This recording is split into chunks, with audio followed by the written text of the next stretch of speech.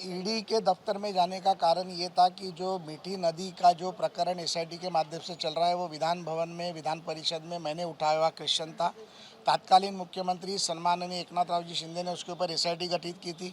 SIT के 1 साल के अभ्यास के बाद, इंक्वायरी के बाद कुछ चीज़ें सामने आई जिसमें 16 लोगों के ऊपर गुना दाखिल हुआ, जिसमें इनिशियली 70 करोड़ का घोटाला सामने दिख रहा था। लेकिन मेरी तकरार बार बार एक ही है कि 2012 से लेकर 2022 तक का ये घोटाला 1000 करोड़ से भी ज़्यादा का है और सुमोटो ईडी ने उसमें इंक्वायरी केस फाइल कर ली है। तो मेरे पास कुछ कागजात थे, जो 500 पेजेस के कागजात थे, कुछ पेन ड्राइव्स थे, कुछ फ़ोटोग्राफ्स थे, जो मैंने अभी ईडी के ऑफिसर्स को सपुर्द किए हैं और मैंने उन्हें आश्वस्त किया है कि उन्हें इंक्वायरी के लिए जो भी मदद लगेगी वो मदद मैं करने के लिए तैयार हूँ।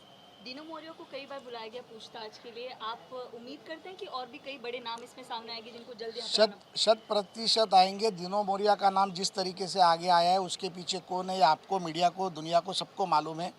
सिर्फ राजनीति में संयम से काम लेना पड़ता है और इंक्वायरी जब चलती है तो किसी का नाम लेना गलत होता है।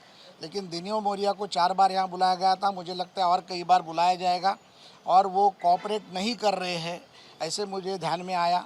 लेकिन अगर वो कोऑपरेट नहीं करेंगे तो उन्हें ही तकलीफ होगी, ये मेरा उनको कहना है। राहुल गांधी महाराष्ट्र चुनाव को भूल नहीं पा रहे, एक बार फिर से उन्होंने टिप्पणी की है और मुख्यमंत्री देवेंद्र फडणवीस के निर्वाचन क्षेत्र पर टिप्पणी की है। राहुल गांधी जी वैफल्यग्रस्त हो गए, मनोरुग्ण वैफल्यग्रस्तता जिसे हम कहते हैं वो हुए हैं। उन्हें हार दिखाई दे रही है, बार बार पार्टी टूटती हुए दिखाई दे रही है, इसलिए उन्होंने देवेंद्र जी के मतदार संघ का विषय लेके आगे आने की कोशिश की। मुझे लगता है कि राहुल गांधी जी को ये सोचना चाहिए कि संगठन की बर्बादी उन्होंने कैसे की। इसके कारण जिनको संगठन का अध्यक्ष पद छोड़ना पड़ा, विरोधी पक्ष तक नेता तक का 2014 से 19 तक उन्हें 19 से 24 तक मिला नहीं।